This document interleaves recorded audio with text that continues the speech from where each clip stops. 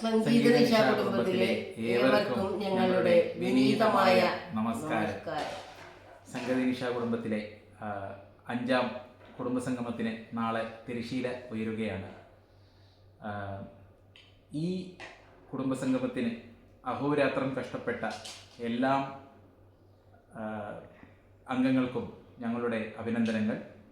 അതോടൊപ്പം തന്നെ നമ്മുടെ നിശ കുടുംബത്തിലെ സാരഥി ശ്രീ പ്രശാന്ത്, എൻ്റെ സ്വന്തം പ്രശാന്ത് ഏട്ടന് 1000 നന്ദി അറിയിക്കുന്നു.